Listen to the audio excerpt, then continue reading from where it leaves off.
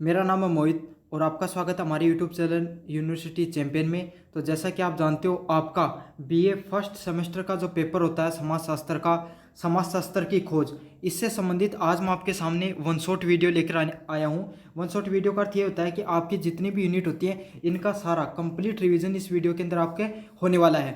और वो सारा रिवीजन मैं आपके क्वेश्चंस के द्वारा कराऊंगा, ताकि जो क्वेश्चन आपको सेम टू सेम है वो एग्जाम में देखने को मिले। और आपको इसके अंदर अगर ये वीडियो को देख लेते हो तो आप लघुतरात्मक प्रश्न भी कर सकते हो, निबंधात्मक भी कर सकते हो और अति लघुतरात्मक प्रश्न भी कर लोगे। तो इसी तरीके से मैंने ये वीडियो को बनाया है। तो इसके लिए आपको सबसे पहले क्या करना है, वीडियो को पूरा देखना है। आप में से काफ़ी बच्चे स्किप कर देते हैं, आप स्किप मत करना, वीडियो को पूरा देखना है। साथ ही साथ चैनल को सब्सक्राइब कर देना है, वीडियो को लाइक कर देना है और पास में जो ज्वाइन बटन है उसको दबा देना है। और जो इसका गेस्ट पेपर है समाजशास्त्र की खोज का, वो मैंने टेलीग्राम चैनल पे डाल दिया है। तो टेलीग्राम चैनल का लिंक वो नीचे दिया गया है, तो आप वहाँ से जाके टेलीग्राम को जरूर से ज्वाइन कर लेना। तो चलो शुरू करते हैं अपन पहले प्रश्न से। समाजशास्त्र क्या है और समाजशास्त्र की उत्पत्ति और विकास पर चर्चा कीजिए। तो पहला प्रश्न यही है कि आपको ये बताना है कि समाजशास्त्र वास्तविकता में है क्या। तो देखो, समाजशास्त्र है ये एक प्रकार का वैज्ञानिक अध्ययन है। मतलब वैज्ञानिक अध्ययन क्या है, हमारे समाज के बारे में, हमारे समाज के बारे में एक प्रकार का वैज्ञानिक अध्ययन होता है, जिसमें क्या क्या क्या बताया गया है कि हमारा समाज में हमारे जो एक दूसरे के साथ कैसे रिश्ते हैं उसके बारे में बताया गया है। सामाजिक संरचना कैसी है, सामाजिक संरचना का अर्थ है कि जैसे कि अलग अलग आर्थिक रूप से कोई अमीर है, कोई गरीब है, कोई अगर अपन देखें भारत के अंदर तो वर्ग हैं, अलग अलग जातियां हैं, धर्म है, ठीक है। और अगर आप विदेशों में चले जाओ तो वहाँ पे काले व गोरे रंग के आधार पर भेदभाव होता है। तो ये सब चीज़ें वो हर समाज की अलग अलग क्या होती है, सामाजिक संरचना होती हैं। साथ के साथ आपको पता है एक समाज है वो पूरी संस्थाओं, समूह और व्यवहार का भी विश्लेषण करता है। आपको पता है हम सब लोग हैं, मनुष्य एक सामूहिक सामाजिक व सामूहिक प्राणी होता है। तो इसी तरीके से हमारा समाज भी एक संस्था के रूप में काम करता है। तो उसका और हर समाज का एक व्यवहार होता है, उसका कोई भी काम करने का एक पैटर्न होता है। तो उस व्यवहार का विश्लेषण करने का एक काम क्या होता है, समाजशास्त्र का होता है। साथ के साथ समाजशास्त्र ये भी जानने का प्रयास करता है कि भाई समाजशास्त्र कि समाज कैसे कार्य करता है और समाज में वक्त के साथ कैसे बदलाव आता है। जैसे पहले महिलाओं को पढ़ने नहीं दिया जाता था, लेकिन अब महिलाएं हैं वो बाहर भी जाती हैं, काम भी करती हैं और पढ़ाई भी कर सकती हैं। वही चीज़ें धीरे धीरे समाज के अंदर बदलाव आते हैं। पहले शिक्षा का इतना महत्व नहीं था, टेक्नोलॉजी का इतना नहीं थी, लेकिन आज के अंदर शिक्षा का ज़्यादा महत्व है, शारीरिक में कार्य से ज़्यादा। तो यही समाज में धीरे धीरे हमारे जो बदलाव आते हैं इसके बारे में बात किया गया है। सामाजिक नियम, परंपराओं, संस्कृतियों और संस्थाएं व्यक्ति के जीवन को किस प्रकार प्रभावित करती हैं। साथ के साथ ये भी दर्शाने का प्रयास किया गया है कि समाज में जो नियम होते हैं, जो रूढ़िवादियां हैं, नियम हैं, कायदे हैं, हर समाज के अलग अलग होते हैं। और परंपराएं हैं, संस्कृति हैं, वो कोई भी व्यक्ति को किस तरीके से प्रभावित करती हैं। तो ये सब कि कैसे संस्कृतियां हैं, आपको पता है हर समाज की अपनी अपनी संस्कृति होती है। जैसे कि सिख धर्म में आप देख सकते हो, वो अपने पगड़ी बांधते हैं, तो वो एक उनकी संस्कृति है, वो उस चीज़ को अपना गर्व के रूप में लेते हैं। और हमारे हिंदू धर्म में तिलक निकालते हैं। तो वो सब चीज़ें संस्कृति है, वो हर व्यक्ति को अलग अलग रूप से व्यक्ति के जीवन को प्रभावित करती हैं। और इन सब चीज़ों का ही अध्ययन करने को क्या कहलाता है, समाजशास्त्र कहलाता है। अब अपन जो अलग अलग प्रकार की परिभाषाएं दी गई है समाजशास्त्र के बारे में उनको देखेंगे। तो सबसे पहले बात करें किसने दी, अगस्त कामेट के द्वारा दी गई है। उन्होंने क्या कहा है कि समाजशास्त्र समाज के वैज्ञानिक अध्ययन है। ठीक है, इन्होंने एक सीधी सीधी बात कही है, समाजशास्त्र वो समाज का वैज्ञानिक अध्ययन है कि समाज के ऊपर ही अध्ययन करना है वैज्ञानिक रूप से, एक पैटर्नाइज रूप से आप चीज़ों को समझ पा रहे हो कि समाज कैसे कार्य करता है। वहाँ पे लोगों की संस्कृति, हर समाज की अलग अलग संस्कृति है, तो साहब वो संस्कृति के अनुसार इंसान का कैसे व्यवहार और व्यक्तित्व बदलता है। ठीक है, तो आपको ये डेफिनेशन अच्छे से याद कर लेनी है, बहुत ज़्यादा मोस्ट इंपॉर्टेंट है। अब अगले पॉइंट की तरफ बढ़े। मैक्स वेबर ने क्या कहा है, समाजशास्त्र सामाजिक क्रियाओं की व्याख्या का प्रयास करता है। तो इन्होंने कहा कि समाजशास्त्र है वो जो समाज के अंदर अलग अलग प्रकार की जो क्रियाएं होते हैं, जैसे कोई व्यक्ति है वो किसी जैसे कि समाज के अंदर जो गरीब व्यक्ति उनके साथ कैसा व्यवहार किया जाता है, अमीर व्यक्ति के साथ कैसा व्यवहार किया जाता है। कोई धर्म से किसी धर्म में सफ़ेद कपड़े पहनने का अलग मतलब निकलता है, तो किसी धर्म में सफ़ेद कपड़े पहनने का अलग मतलब निकलता है। तो हर धर्म की, हर समाज की एक अपनी अपनी जो क्रियाएं हैं, जो क्रियाकलाप हैं, उनकी संस्कृति है, नियम कायदे हैं, उनको व्याख्या करने का प्रयास कौन करता है? समाजशास्त्र करता है। ठीक है, इतना आपको समझ में आ गया होगा। सबसे पहले आपको मैंने बताया भूमिका, फिर बताई आपको प्रमुख परिभाषाएं। अब बात करेंगे समाजशास्त्र की उत्पत्ति कहाँ से होती है। तो देखो, समाजशास्त्र है ये पुराना कोई सब्जेक्ट नहीं है, अभी नया सब्जेक्ट है, नए विषय। जैसे 19वीं शताब्दी के अंदर इसकी शुरुआत कहाँ से हुई थी? यूरोप से हुई थी। और जहाँ पर किस चीज़ के बारे में बात की, ये इसकी उत्पत्ति क्यों हुई? क्योंकि सामाजिक, आर्थिक और राजनीतिक जो धीरे धीरे समाज में बदलाव होते चले गए, तो लोगों को ये चीज़ महसूस हुई कि हमें भी एक समाज को समझने के लिए एक अलग विषय बनाना चाहिए। तो लोगों ने किसकी संरचना करी? समाजशास्त्र की संरचना हुई। तो अब उस संरचना होने के, समाजशास्त्र के बनने के पीछे की मुख्य कारण क्या होते हैं? सबसे पहला मुख्य कारण है वह फ्रांसीसी क्रांति। तो आपको पता है, फ्रांस की जो क्रांति होती है पूरी दुनिया के अंदर सबसे बड़ी क्रांति है, जो समाज के अंदर एक बहुत बड़ा बदलाव के रूप में पूरी दुनिया को ही प्रभावित करती है। ना सिर्फ फ्रांस को बल्कि पूरी दुनिया को प्रभावित करती है। तो ऐसा मान लो कि पूरी दुनिया के अंदर आपके लोकतंत्र हो गया, या समाज के अंदर जो नई विचारधारा का जो संरचना किया था, वो किसके द्वारा किया गया था? फ्रांस की क्रांति के द्वारा किया गया था। तो इसमें जो इस क्रांति के अंदर समता का अर्थ होता है समानता, स्वतंत्रता और बंधुत्व मतलब एकता के विचारों से क्या हुई? समाज की जो संरचना है उसको मजबूती दी। तो यहाँ पर क्या बात की गई फ्रांस की क्रांति के अंदर? कि हर व्यक्ति समान है, हर व्यक्ति अपनी अभिव्यक्ति के लिए, विचारधारा के लिए, कोई कार्य अपनाने के लिए वो क्या है? स्वतंत्र है। और सभी व्यक्ति है, उन्हें सबको मिलजुल कर रहना चाहिए। तो इन विचारों ने समाज को और मजबूती प्रदान की। साथ ही साथ इस नए समाज, इससे क्या हुआ? जो पहले का समाज था जहाँ पर लोगों का शोषण होता था, उत्पीड़न होता था, उससे हटकर एक नए समाज के निर्माण की उत्पत्ति होती है या आवश्यकता महसूस होती है। और इसी चीज़ का फिर आगे आगे नए समाज से जो उत्पन्न हुआ, उसी के अध्ययन के लिए समाजशास्त्र बनता है।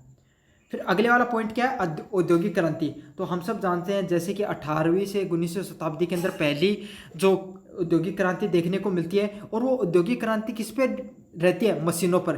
तो पहले जो कार्य इंसान करते थे उनका स्थान किसने ले लिया? मशीनों ने ले लिया।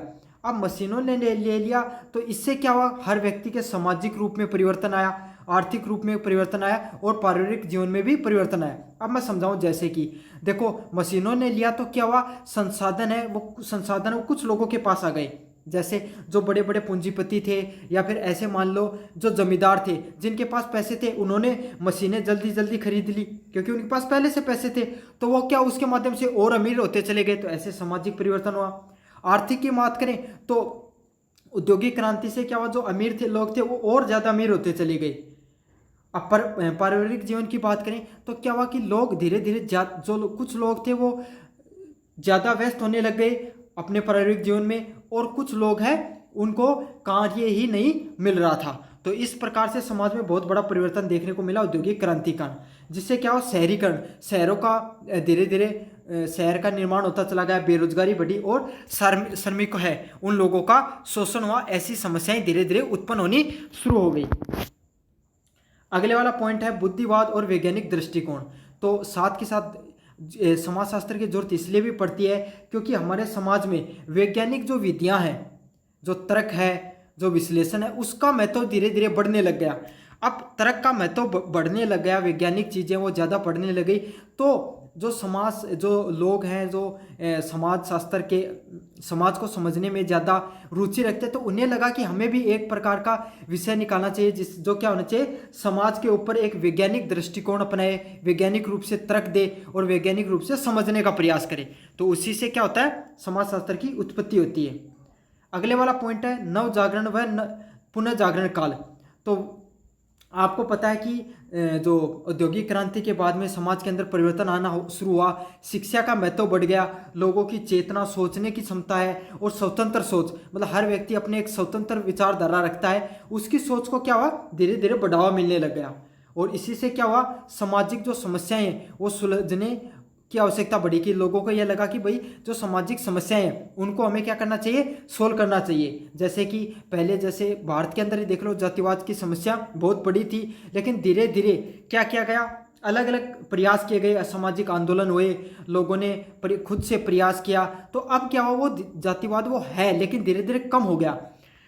तो यही चीज़ है कि लोगों ने क्या किया, जो सामाजिक की जो समस्याएं थी, जैसे जैसे महिलाओं के रूप में देखें तो शिक्षा का बड़ा योगदान था, बराबरी का हक बराबर देने का योगदान के लिए बहुत से आंदोलन हुए। तो ये जो समस्याएं आज अपन देखते हैं, जिन्हें सोल्व करने का प्रयास किया जाता है समस्याओं को, तो ये कब क्यों किया गया, क्योंकि व्यक्तियों की जो सोच है उसमें और विचारधारा में धीरे धीरे बदलाव देखने को मिलता है।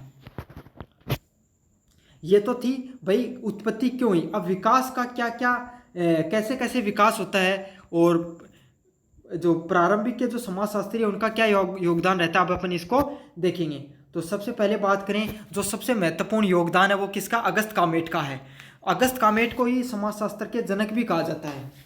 समाजशास्त्र का जनक किसे कहा जाता है, अगस्त कामेट को कहा जाता है। इन्होंने सामाजिक स्थायित्व और सामाजिक परिवर्तन का सिद्धांत दिया।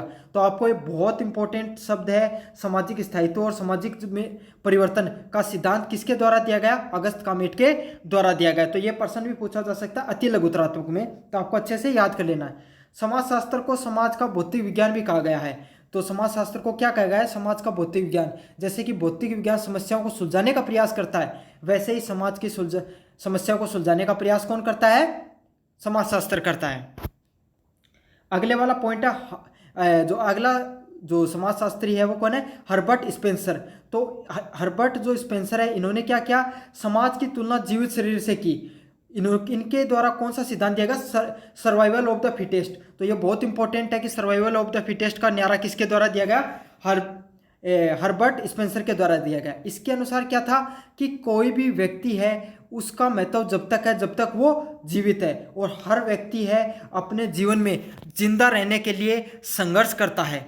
ठीक है, तो ये सर्वाइवल ऑफ द फिटेस्ट का रूल किसके द्वारा दिया गया, हर्बर्ट स्पेंसर के द्वारा किया गया। तो आपको ये प्रश्न पूछा जा सकता है, इंपॉर्टेंट है।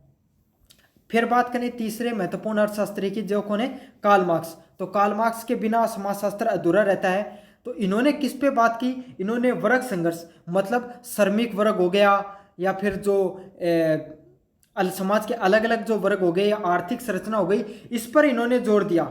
ठीक है, और पूंजीवाद और समाज के बीच में संबंध को स्पष्ट किया। इन्होंने बताया कि भाई पैसे वाले लोग हैं वो कैसे समाज के जो नीचे हैं लोग हैं या श्रमिक वर्ग है उसको किस प्रकार से प्रताड़ित करते हैं, उनका शोषण करते हैं, इस पर इन्होंने अच्छे से बात करी। तो पूंजीवाद, पैसे वाले लोग और सामाजिक लोग हैं, समाज में रहने वाले लोग हैं, उनके बीच का संबंध किसने बताया, कार्ल मार्क्स के द्वारा दिया गया। और इनका जो नीति थी उसको क्या बोलते हैं, वर्ग संघर्ष, क्लास स्ट्रगल। अब अगले वाला पॉइंट है एमिल दुर्खिज्म। तो एमिल दुर्खिज्म है, इनके द्वारा कौन सा कॉन्सेप्ट दिया गया, सामाजिक तथ्य। इन्होंने सोशल फैक्ट, समाज में होने वाली अलग अलग प्रकार की जो फैक्ट्स हैं, तथ्य, इन पे किसने बात की, एमिल दुर्खिज्म ने बात करी। और इन्होंने आत्महत्या पर क्या किया, वैज्ञानिक अध्ययन किया है। तो यह प्रश्न भी आता है कि आत्महत्या पर अध्ययन के बारे में बताइए, जो एमिल दुर्खिज्म के द्वारा किया गया था। 5वां नंबर पॉइंट है मैक्स वेबर। तो मैक्स वेबर ने सोशल एक्शन, सामाजिक क्रिया की अवधारणा को बताया है। तो ये भी अच्छा पॉइंट है। इनके द्वारा धर्म, राजनीति व संस्कृति के समाज के प्रभाव को भी साथ के साथ समझाया इन्होंने। अब बढ़ते अगले पॉइंट की तरफ, भारत में समाजशास्त्र का विकास। तो भारत में समाजशास्त्र का विकास कैसे होता है, भारत में समाजशास्त्र का विकास ब्रिटिश काल से शुरू हो गया था। इसमें ग्रेटसेट है ना, के.एम. कपूर जैसे विद्वानों का क्या हुआ, बहुत बड़ा योगदान रहता है। और इन्होंने जो ये सब विद्वान, इन्होंने स्वदेशी भारतीय समाज के हिसाब से समाजशास्त्र की रचना का प्रयास किया था इनके द्वारा। तो अंत में अपन निष्कर्ष की बात करें तो समाजशास्त्र, आपको मैंने पहले बताया कि ऐसा विषय है जिसमें सामाजिक संरचनाएं हैं, समस्याएं हैं, जो समाज में होने वाले बदलाव को समझने का प्रयास करता है। इसकी उत्पत्ति उस समय हुई जब पूरे समाज के अंदर एक अलग प्रकार की उथल पुथल या बदलाव देखने को मिल रहा था, और इसके साथ ही जो समाज शास्त्र है उसको एक सामाजिक विज्ञान के रूप में उभर कर आता है। तो ये था आपका पहला प्रश्न। अब अगले वाला प्रश्न है जो 2 नंबर प्रश्न है, इंपॉर्टेंट है ये प्रश्न भी। आपको चैनल अगर अभी तक सब्सक्राइब नहीं किया, वीडियो में अभी तक बने हुए तो वीडियो को लाइक नहीं किया तो वीडियो को जोर से लाइक कर देना। अब अपन बात करें दूसरे नंबर प्रश्न की तरफ कि समाजशास्त्र और अर्थशास्त्र के पारस्परिक संबंधों को समझाइए। तो जैसा कि हमने समाजशास्त्र के बारे में तो पढ़ लिया, लेकिन समाजशास्त्र का किस प्रकार से अर्थशास्त्र, पैसों की आर्थिक शास्त्र से किस प्रकार से संबंध है दोनों को, इसके बारे में अपने को अच्छे से पढ़ना है। इनके संबंधों पर आपको क्या करनी है, टिप्पणी करनी है। तो हम सब जानते हैं समाजशास्त्र और अर्थशास्त्र है, ये दोनों ही अलग अलग प्रकार के विषय हैं। जहाँ समाजशास्त्र वो समाज की बातें करता है और अर्थशास्त्र आर्थिक चीज़ों की बातें करता है। आर्थिक मतलब पैसे से संबंधित चीज़ों की बातें करता है। लेकिन ये मतलब इनका जो संबंध है फिर भी एक दूसरे के साथ बहुत घनिष्ठ रूप से है। जैसे कि समाज के पास जैसे जैसे पैसा बढ़ता है या धन की बहुतायता बढ़ती है तो समाज में किस प्रकार का बदलाव आता है, और जब समाज के अंदर थोड़ी निर्धनता आती है, पैसे की कमी होती है, तो समाज में किस प्रकार के बदलाव देखने को मिलते हैं। समाज में आर्थिक जो पहलू है वो समाज को बदलने में बहुत मायने रखता है। तो यही बहुत ज़रूरी चीज़ है समाज के अंदर। तो इसीलिए समाजशास्त्र और अर्थशास्त्र वो एक दूसरे से बहुत गहनता से जुड़े हुए हैं, क्योंकि अर्थशास्त्र आर्थिक गतिविधियों सामाजिक ढांचे में ही संपन्न होती है। तो आपको पता है जो आर्थिक गतिविधियां वो किसके द्वारा की जाती है, लोगों के द्वारा। भाई पैसे का लेन देन कौन करता है, लोग करते हैं, और पैसे के लेन देन कोई अर्थशास्त्र जुड़ा हुआ है, और ये सारी चीजें होती कहाँ पर है, समाज के अंदर होती हैं। तो ये समाजशास्त्र से भी जुड़ी हुई चीजें हैं। तो सामाजिक प्रक्रियाएं आर्थिक निर्णय को प्रभावित करती हैं। तो जैसा कि चीज पता है आपको, समाज में होने वाली चीजें ही आर्थिक जो प्रक्रियाएं हैं, नियम हैं, उनमें क्या करती है, बदलाव करती हैं। ठीक है। अब अर्थशास्त्र और समाजशास्त्र की परिभाषाएं अपन एक बार देख लेते हैं। अर्थशास्त्र की क्या परिभाषा है, यह संसाधन के उत्पादन, वितरण तथा उपभोग का अध्ययन करता है। ये किसका जो अर्थशास्त्र है वो किसकी बात करता है, संसाधनों का उत्पादन, मतलब पैसे का जो उत्पादन हो गया और जो संसाधन हो गए उनके उत्पादन की बात करता है। वो कैसे कैसे लोगों तक बट रहा है। जैसे कि मैं आपको समझाऊं,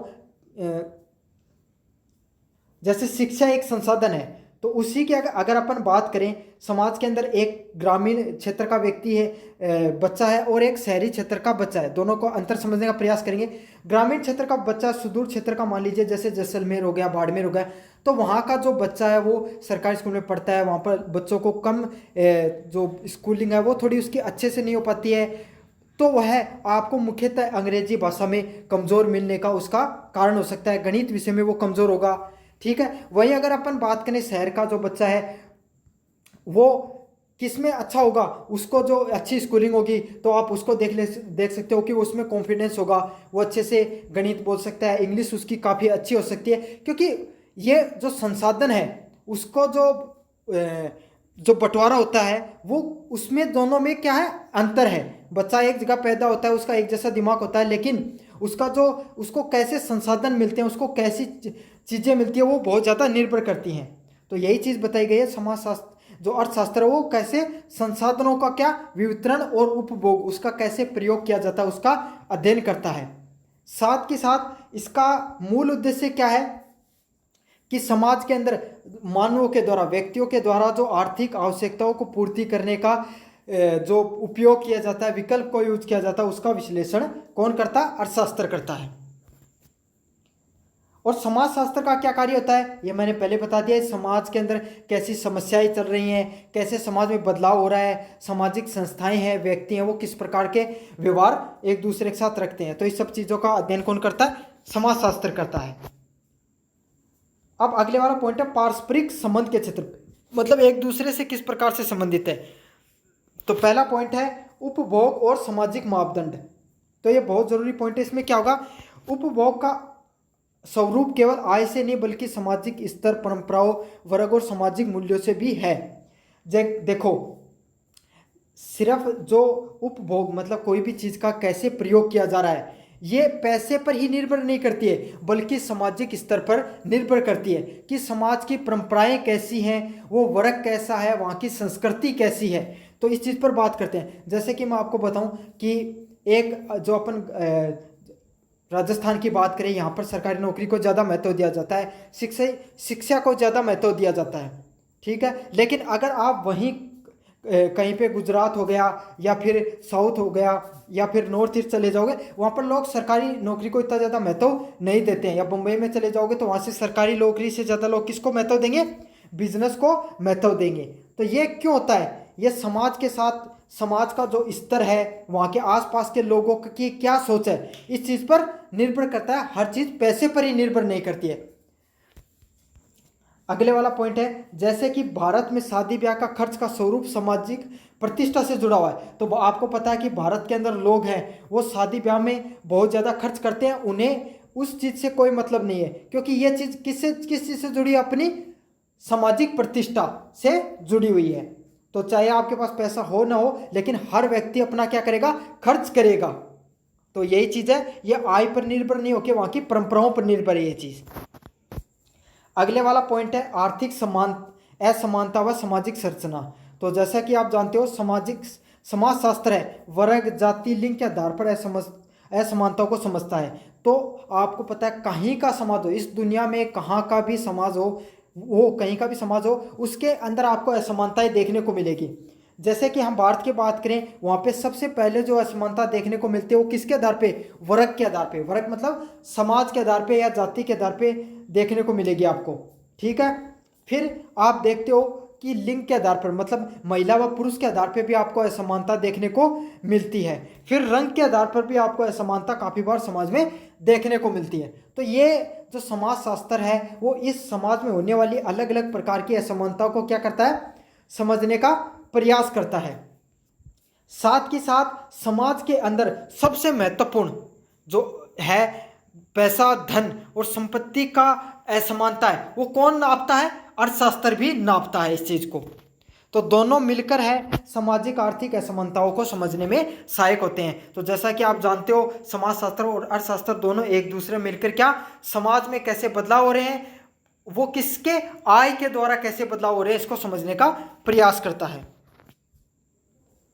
अगले वाला पॉइंट है श्रम विभाजन और वर्ग व्यवस्था। तो एडम स्मिथ ने आर्थिक दृष्टि से श्रम विभाजन को समझाया। तो एडम स्मिथ है, इन्होंने क्या किया, पैसे के आधार पे, पूंजी के आधार पर, अमीर और गरीबी के आधार पर श्रम के विभाजन को समझाया।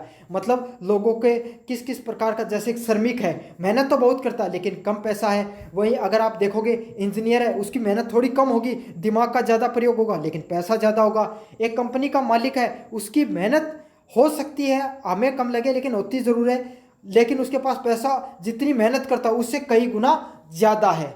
तो यही चीज़ है, जो यही विभाजन है आर्थिक दृष्टि से श्रम का विभाजन किसने समझाया, एडम स्मिथ ने समझाया है। फिर अगर अपन बात करें दुर्खिज्म की, तो इन्होंने सामाजिक एकता के विभाजन के स्वरूप को समझाया। तो इन्होंने किस चीज़ पर बात करी कि समाज में एकता के आधार पर भी विभाजन देखने को मिलता है। जैसे जाति के आधार पे देखिए अपन, एक जाति के लोग वो एक हैं लेकिन वो दूसरी की जाति के लोगों से की एकता से क्या होते हैं, उनमें विभाजन देखने को मिलता है। अब बढ़े अपन गहन नंबर पॉइंट की तरफ, सामाजिक परिवर्तन और आर्थिक विकास। तो समाज के अंदर होने वाली परिवर्तन और आर्थिक विकास किस तरीके से समाजशास्त्र और अर्थशास्त्र में फर्क करता है। तो औद्योगिकरण, शहरीकरण, वैश्वीकरण जैसी आर्थिक परिवर्तन समाज की संरचना को प्रभावित करते हैं। तो जैसा कि आप जानते हो उद्योगों का विकास, शहरों का विकास और वैश्वीकरण मतलब बाजारीकरण से समाज के अंदर जो पैसों का महत्व है वो ज़्यादा बढ़ गया है, ठीक है। जिसके पास जितना ज़्यादा पैसा होगा उसके उतना ही उसका रुतबा होगा, उसका उतनी सामाजिक प्रतिष्ठा होगी। तो इसी चीज़ में जो वर्तमान समाज है इसमें पैसे के महत्व को जो समझने का प्रयास किया समाजशास्त्र ने आर्थिक दृष्टि से। समाजशास्त्र इन प्रभावों पर सामाजिक स्तर पर अध्ययन करता है। तो अर्थशास्त्र पैसे पे अध्ययन करेगा और समाजशास्त्र समाज पे कैसा प्रभाव पड़ रहा है इन सब चीज़ों से उसको समझने का प्रयास करेगा। अब बात करें डी नंबर पॉइंट की तरफ, नीतियों का प्रभाव। तो सरकार की नीतियां भी बहुत हद तक है वो प्रभावित करती हैं, जैसे कि सब्सिडी देना, आरक्षण की नीति। तो जैसा कि कोई व्यक्ति है, उसको अगर आरक्षण में दिया गया है तो उसको ज़्यादा फायदा होता है, तो इससे समाज में क्या बदलाव होता है। जैसे कि एक वर्ग है जो पिछड़ा है, जिसको सरकार ने क्या दिया, आरक्षण दिया, कुछ छूट दी, तो वो क्या हुआ, समाज में जो एक उसके थोड़ा ऊपर समाज था उसके बराबरी पर आ सके इस चीज के द्वारा।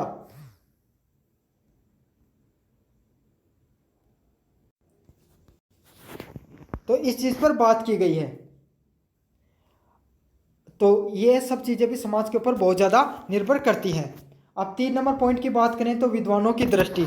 तो विद्वानों की दृष्टि का क्या बात करें, विद्वानों ने कैसे समझाया दोनों को। तो मैक्स वेबर ने क्या बताया है, धर्म और संस्कृति जैसे सामाजिक कारक भी आर्थिक व्यवहार को प्रभावित करते हैं। तो मैक्स वेबर ने क्या बताया, धर्म, कोई भी समाज, कोई भी व्यक्तियों का धर्म है और संस्कृति है, वो भी वहाँ के सामाजिक जो उनका दृष्टिकोण है, उनको लोगों को समझने का वो है, वो चीज़ें भी क्या करती हैं, आर्थिक, लोगों के पैसे कमाने के तरीके को प्रभावित करती हैं। कार्ल मार्क्स ने क्या बताया कि आर्थिक आधार, इंफ्रास्ट्रक्चर सामाजिक संरचना का निर्धारण करता है। तो इन्होंने क्या बताया कि लोगों के पास जैसा पैसा होगा, धन बहुलता होगी, उसी आधार पर लोगों की सामाजिक संरचना वो भी बदलती चली जाती है। अगले पॉइंट की तरफ बात करें तो आज के संदर्भ में क्या उपयोगिता है दोनों के बीच में। तो हम सब जानते हैं गरीबी, बेरोजगारी, लिंग असमानता व शिक्षा, स्वास्थ्य जैसी समस्याओं को समझने व समाधान निकालने के लिए समाजशास्त्र और अर्थशास्त्र दोनों की भूमिका आवश्यक है। तो हमें पता है समाज में पैसे, जो गरीबी है आज के दिन जो देख रहे हो कि धीरे धीरे बढ़ती चली जा रही है, बेरोजगारी है, इन दोनों चीज़ों को समझने के लिए, असमानताओं को समझने के लिए आपको सबसे पहले आर्थिक दृष्टिकोण भी चाहिए होता है, और सामाजिक लोगों का जो दृष्टिकोण है, समाज की क्या सोच है, समाज के लोग कैसे रिएक्ट करते हैं, तो इन दोनों चीज़ों को समझने की आवश्यकता है। तो यही चीज़ बताएगी कि आज के संदर्भ में भी दोनों का बहुत महत्व है। साथ के साथ अगला पॉइंट क्या है, विकासशील देशों की नीति बनाते समय सामाजिक व सांस्कृतिक संदर्भों को ध्यान में रखना आवश्यक है। तो ये सब सारी चीज़ें वो सबसे ज़्यादा महत्वपूर्ण किसके लिए है, विकासशील देश हैं उनके लिए बहुत महत्वपूर्ण है कि वो अपनी जब भी नीतियाँ बनाएं तब इन दोनों पहलुओं को ध्यान में रखें। अब बात करते हैं निष्कर्ष की। तो समाजशास्त्र और अर्थशास्त्र के बीच में मैंने आपको अच्छे से समझाया कि बहुत गहरा संबंध है। जहाँ पर अर्थशास्त्र है वो भौतिक चीज़ें, भौतिक वस्तुओं पर केंद्र करता है, वहीं समाजशास्त्र सामाजिक चीज़ों पर केंद्रित रहता है। लेकिन दोनों का उद्देश्य अलग अलग हो सकता है, लेकिन अंततः परिणाम है वो एक ही है कि समाज की प्रगति। ठीक है, दोनों मिलकर समाज को समग्र समाज और विकासशीलता नीतियों के निर्माण में सहायक होते हैं। और दोनों का क्या कार्य होता है कि भाई समाज को अच्छे से समझे, और ताकि समाज के विकास में, समाज को आगे बढ़ाने में और उसकी नीतियां बनाने में सहायक हो सके। अंत में ये दोनों विषय एक दूसरे के ऊपर क्या है, बहुत ही गहरा जुड़ाव है एक दूसरे का ना होते हुए भी। तो ये वाला आपका दूसरा इंपॉर्टेंट प्रश्न था। अब बढ़ेंगे अपन तीसरे नंबर प्रश्न की तरफ। इससे पहले आप चैनल को सब्सक्राइब कर दीजिए अगर अभी तक नहीं किया है, चैनल को, वीडियो को लाइक कर दीजिए, और अपने दोस्तों को अगर वीडियो शेयर करना है, क्योंकि ये काफ़ी कम कंटेंट देखने को मिलता है सोशल साइंस का, समाजशास्त्र का, तो आपको एक ही जगह सारा कंटेंट मिल रहा है, इसलिए आप अपने दोस्तों को जरूर से शेयर करना।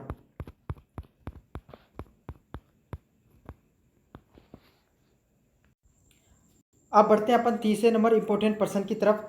समाजशास्त्र में अनुभव जन्य अनुसंधान विधियों का वर्णन कीजिए। तो समाजशास्त्र में अनुभव जन्य जो विधियां हैं, इसका क्या करना, आपको विधियों का वर्णन करना है।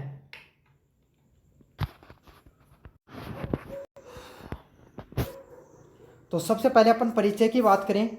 देखो, अनुभव जन्य आपको अनुसंधान विधि है, इसका नाम से आपको पता चल गया होगा। तो ये क्या होता है, समाज के अंदर जो सामाजिक तथ्य हैं और लोगों का व्यवहार है कि भाई समाज में लोग किस तरीके से व्यवहार करते हैं,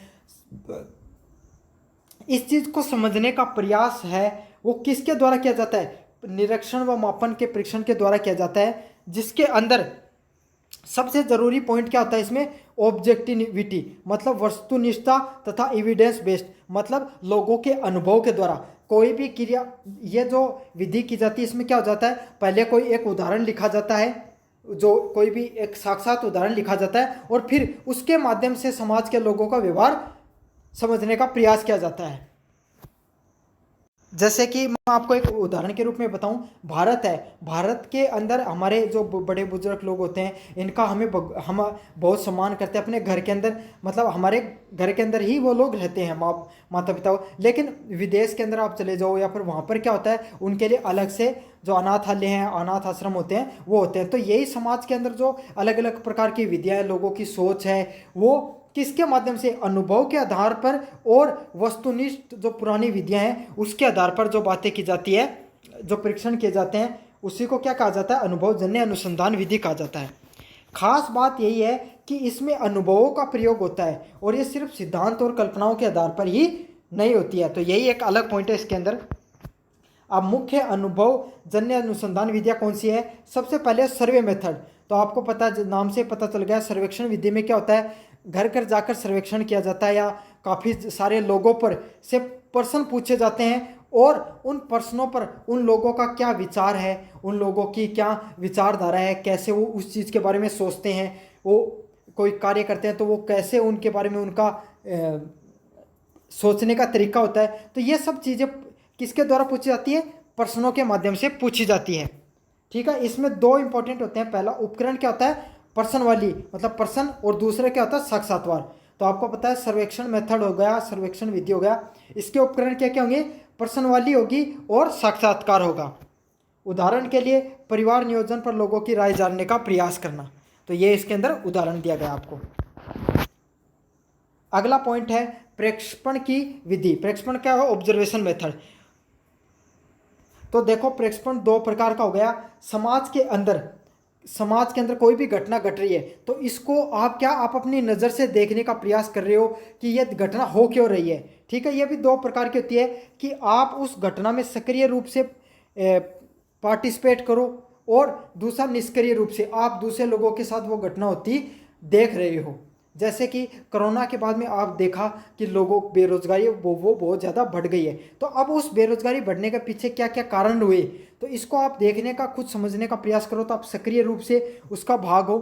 ठीक है, और बाहर से अगर आपको, जैसे कि आप खुद बेरोजगार हो गए उस चीज़ से, कोरोना की वजह से, तो आप उसके अंदर क्या हो गए, सक्रिय पार्टिसिपेट हो गए, ऑब्जर्वेंट हो गए, और आपने कागज़ कलम लिया, आप बड़े कंपनी से कंपनी के लोगों ने कहा कि आप ये देखो कि बेरोजगारी का डाटा निकालना है, तो आप क्या हो गए, निष्क्रिय ऑब्जर्वेंट हो गए, उसके अंदर निष्क्रिय प्रतिस्पर्धी हो गए। ठीक है, जैसे किसी स्कूल मेले या स्कूल के वातावरण का अध्ययन करना, तो स्कूल के मेले का या स्कूल का अध्ययन वातावरण का अध्ययन करना कौन सी विधि के तहत आएगा, ऑब्जर्वेशन विधि के तहत। तो इसमें देखोगे कि मेले में लोग किस प्रकार का व्यवहार करते हैं, हर व्यक्ति का अपना अपना अलग व्यवहार होता है, स्कूल में बच्चों का कैसा व्यवहार है, तो ये सब कौन सी विधि के तहत आएगा, ऑब्जर्वेशन मेथड के तहत आएगा।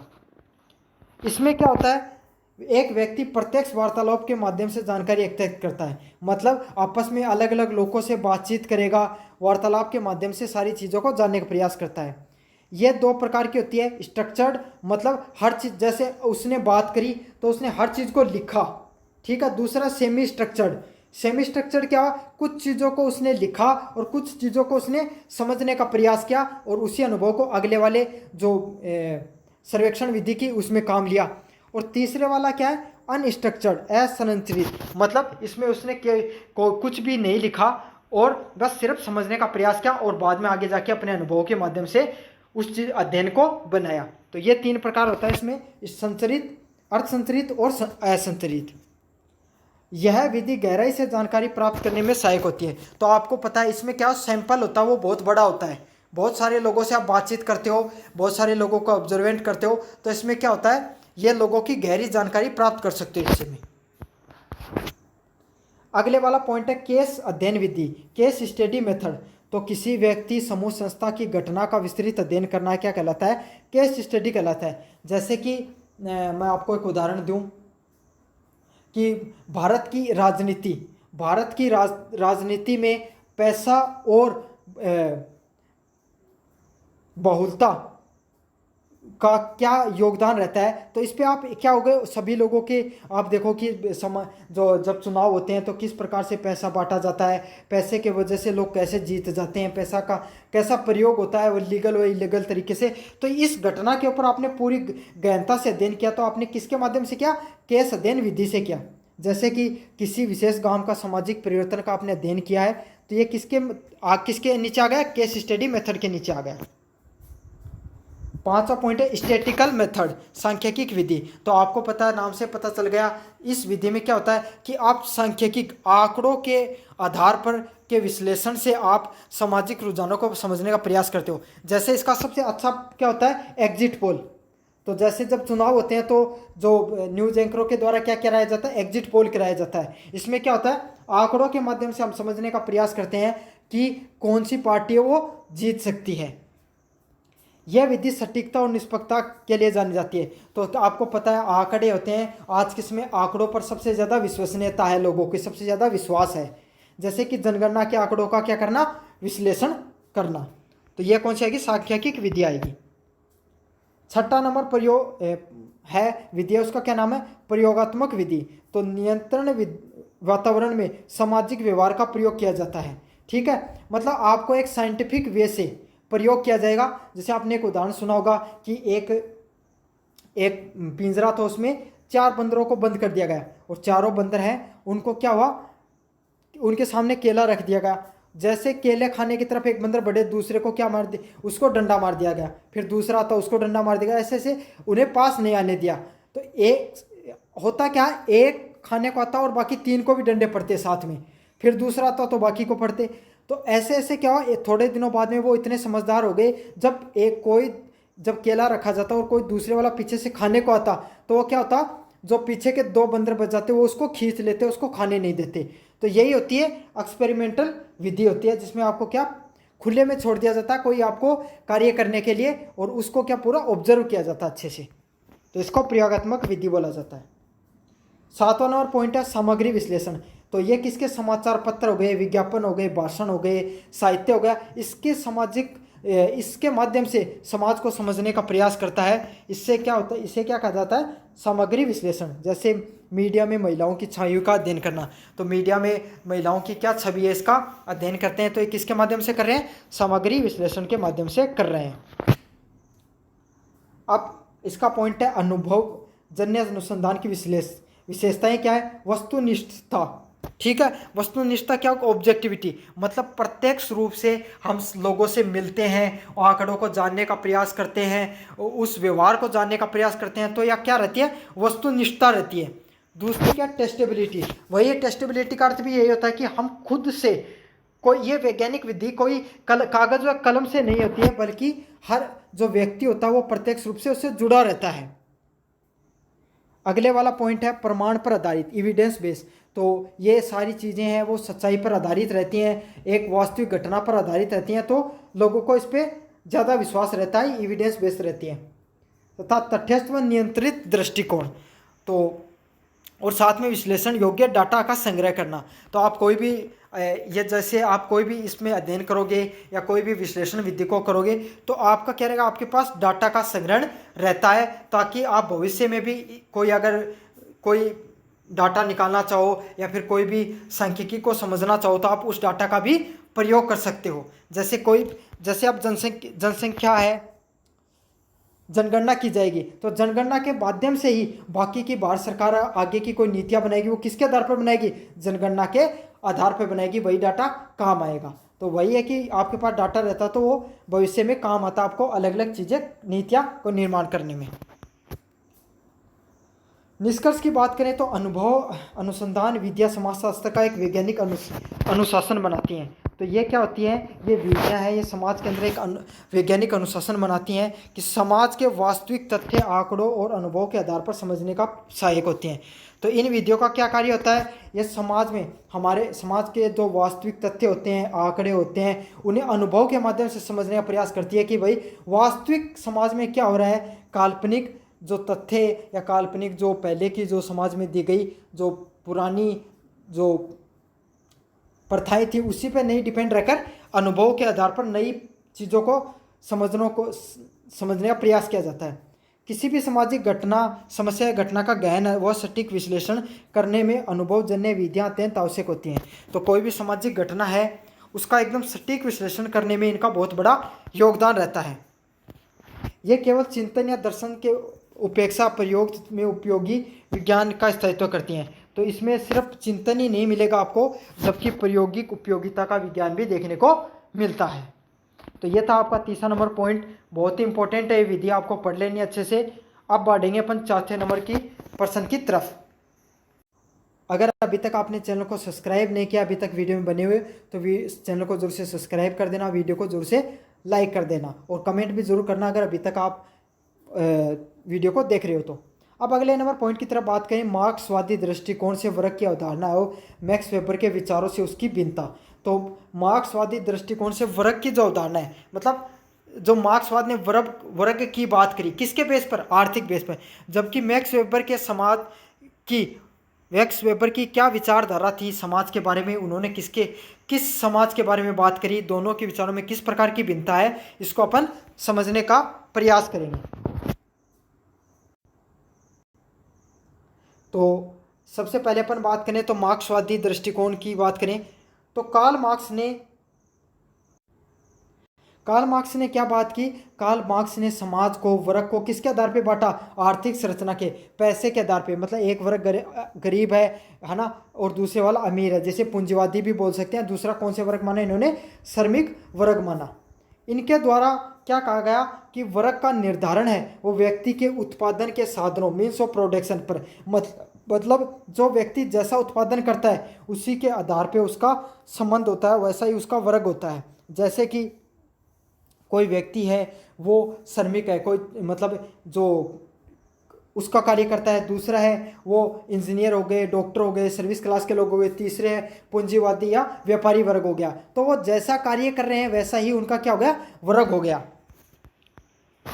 अब क्या हो गया? इनके मुख्य बिंदु क्या रहे? वर्ग के आधार पर आर्थिक संबंध। तो इन्होंने क्या बात करी कि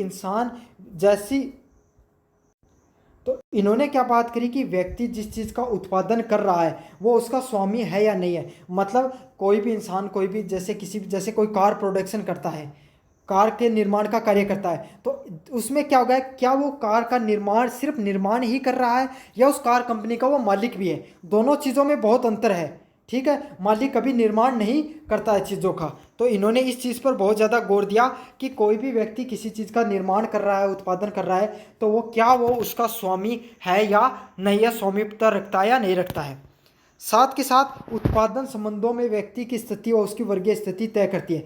तो कोई इंसान कैसी चीज़ों का उत्पादन करता है वही उसकी वर्गीय, उसके पास कितना पैसा होगा, धनबहुलता होगी, उसकी बात होती है। तो जैसे कि एक व्यक्ति है, जैसे कि आप समझना कि एक व्यक्ति है जो किसका कार्य करता है? हीरे का व्यापारी है, हीरे को जो अलग उनके गहने बनाने का कार्य करता है उसका उत्पादन करता है। अब एक व्यक्ति है जो किसका करता है? पत्थर तोड़ने का कार्य करता है। उत्पादन तो दोनों ही कर रहे हैं अपने अपने दृष्टिकोण से, लेकिन दोनों की आय में बहुत बड़ा योगदान होगा। तो वो किसी भी व्यक्ति की आय वर्गीय स्थिति कैसी होगी, ये किस चीज़ पर निर्भर करती है कि वो किस चीज़ का उत्पादन करता है। इन्होंने इस चीज़ पर बात करी।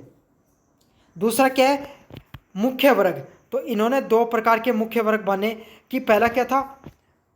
बुर्जुआ वर्ग। बुर्जुआ वर्ग क्या होगा? उत्पादन संसाधनों का मालिक। जैसा कि मैंने उदाहरण देके बताया था, कोई व्यक्ति है अगर वो कार कंपनी का मालिक है तो वो कौन सा वर्ग माना? इन्होंने बुर्जुआ वर्ग माना। दूसरा क्या? सर्वहारा वर्ग। सर्वहारा वर्ग कौन सा है? जिसके पास श्रमिक वर्ग, मतलब जो कार बनाने का कार्य कर रहा है वो श्रमिक है, वो क्या? श्रमिक वर्ग। जिसके पास केवल श्रम बेचने के अलावा कुछ नहीं है, तो वो क्या कर सकता है? अपनी शारीरिक मेहनत के द्वारा अपना श्रम बेच रहा है, वो कौन सा वर्ग हो गया? सर्वहारा वर्ग हो गया। अब इन्होंने हर वर्ग के स्ट्रगल की, वर्ग संघर्ष की बात की है।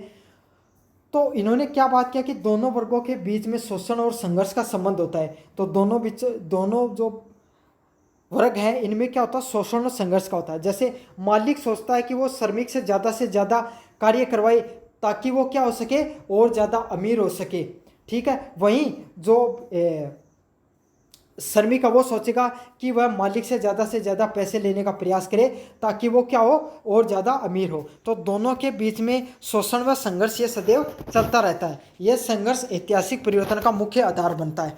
तो उस समय जब कार्ल मार्क्स आए, इन्होंने समाज की संरचना की, उस समय क्या हो गया था कि जो जमींदार लोग हैं वो श्रमिकों को बहुत ज़्यादा उत्पीड़न करने लग गए थे।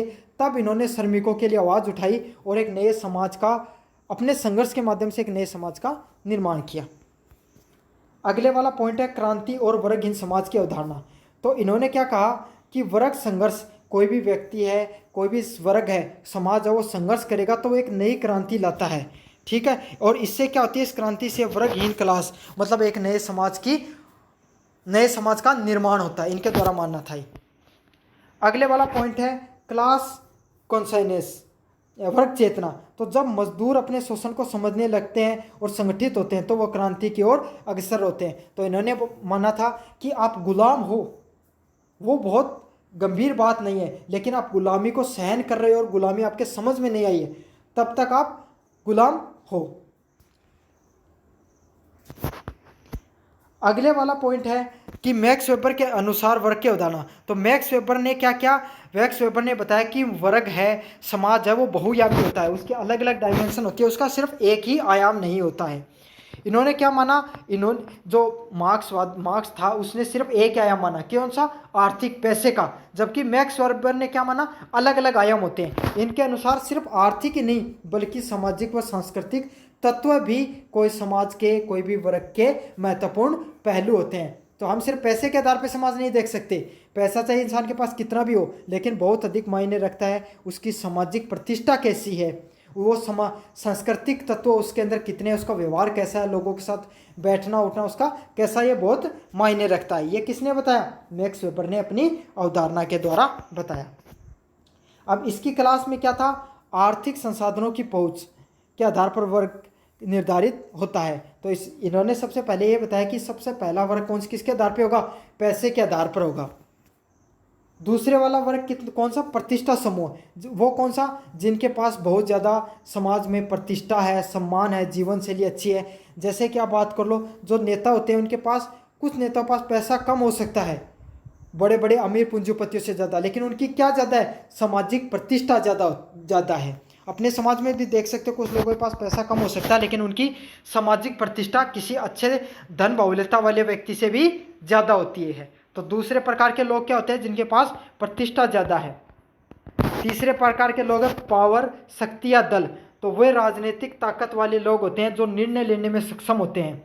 ठीक है, और उनकी क्या होती है, उनके द्वारा लिए गए निर्णय क्या होते हैं, समाज को बदलाव का कार्य करते हैं। जैसे कि अपने जो एमपी हो गए, एमएलए हो गए, प्राइम मिनिस्टर हो गया, सीएम हो गए, इनके क्या जो एक एक निर्णय लिया जाता है वही समाज में बहुत बड़ा बदलाव लाता है। अगले वाला पॉइंट है वर्ग सिर्फ आर्थिक ही नहीं। तो वेबर ने माना कि वर्ग सिर्फ पैसे के आधार पर ही नहीं होता है बल्कि उसकी सामाजिक प्रतिष्ठा और राजनीतिक शक्ति भी उतनी महत्वपूर्ण होती है। ठीक है, तो अब दोनों के बीच में अपन कंपैरिजन करेंगे। तो वर्ग के आधार पर मार्क्स ने क्या माना, सिर्फ आर्थिक ही एकमात्र आधार होता है, बल्कि मैक्स वेबर ने बहुआयामी माना। इसके अनुसार आर्थिक, सामाजिक व राजनीतिक समाज होता है। अगले वाला पॉइंट है मुख्य वर्ग। तो इसने दो वर्ग माने, बर्जुआ व सर्वहारा, बल्कि मैक्स वेबर ने कई वर्ग माने, वर्ग, प्रतिष्ठा, समूह व दल। ठीक है, अगले वाले पॉइंट की तरफ बात करें, वर्ग संघर्ष। तो ऐतिहासिक परिवर्तनों की मुख्य शक्ति। तो आपको पता है जो कार्ल मार्क्स है वो बहुत बड़े समाज के अंदर बहुत बड़े बदलाव किए हैं उसने अपनी क्रांति के द्वारा। ठीक है, और जो मैक्स वेबर उसने सामाजिक गतिशीलता और स्थिति की परिवर्तन की संभावना की। मतलब मैक्स वेबर के द्वारा जो थ्योरियाँ दी गई इसके द्वारा क्या समाज की स्थिति है उसको जानने का लोगों को पता चलता है कि समाज के अंदर किस प्रकार के लोग रहते हैं, समाज कैसे कार्य करता है। अब बात करें वर्ग चेतना। तो क्रांति की दिशा में प्रेरक। तो जो कार्ल मार्क्स है, कार्ल मार्क्स की जो क्रांति है वो कौन नहीं जानता है इस दुनिया में, तो वही जानता है। वही ये बात है कि कार्ल मार्क्स है वो क्रांति के बहुत बड़े समर्थक रहे हैं। बल्कि मैक्स वेबर ने क्या किया, वो स्थिति को, लोगों की जो किस प्रकार की स्थिति में लोग रह रहे हैं, उसका जानने के लिए वो मानते हैं कि कोई क्रांति की आवश्यकता नहीं है। और मार्क्स का क्या मानना है कि समाज में आपकी स्थिति जानने के लिए आपको क्या क्रांति की हमेशा आवश्यकता होती है। परिवर्तन की प्रक्रिया किसके द्वारा मानी गई, मतलब समाज में किस प्रकार से परिवर्तन हो सकता है, तो कार्ल मार्क्स ने माना कि क्रांति के द्वारा, और मैक्स वेबर ने माना क्रमिक, मतलब धीरे धीरे प्रयास कर कर और अलग अलग स्तर पर, विधिवत स्तर से पर भी आप क्या कर सकते हो, बदलाव कर सकते हो। अब बात करें निष्कर्ष की, तो मार्क्स ने वर्ग को संरचना आर्थिक पैसे के आधार पर बात करी, शोषण और संघर्ष के रूप में देखा। तो मार्क्स ने किसके आधार पर देखा कि समाज में शोषण हो रहा है, संघर्ष है, पैसे के आधार पर लोगों को समझने का प्रयास किया। बल्कि जो मैक्स वेबर है, इसने समाज को समग्र, व्यापक रूप से और जटिल जो सामाजिक प्रक्रिया है उसके माध्यम से समझने का प्रयास किया। मार्क्स का दृष्टिकोण है वो कैसा, क्रांतिकारी है, ठीक है, और डाइल्यूट अद्वैत है। जो और वेबर का कैसा है, विश्लेषणात्मक और बहुयामी, मतलब वो विश्लेषणता के आधार पर समाज को समझने का प्रयास करता है। दोनों का दृष्टिकोण समाज को समझने का अलग अलग हो सकता है, लेकिन दोनों ही समाज के लिए, विकास के लिए उपयोगी हैं। मार्क्स वर्गीय संघर्ष व क्रांति को समझाते हैं, वेबर किसको समझाते हैं, सामाजिक क्रांति को, सामाजिक स्थिति को समझाते हैं। तो यही दोनों समाज की जो बदलाव की बात करते हैं। तो ये था आपका वन शॉट वीडियो, मैंने चारों यूनिट से आपको 4 महत्वपूर्ण प्रश्न करा दिए हैं, ठीक है आपको। और अगर आपने अभी तक पूरा वीडियो देखा तो चैनल को जरूर से सब्सक्राइब कर देना, वीडियो को जरूर से लाइक कर देना।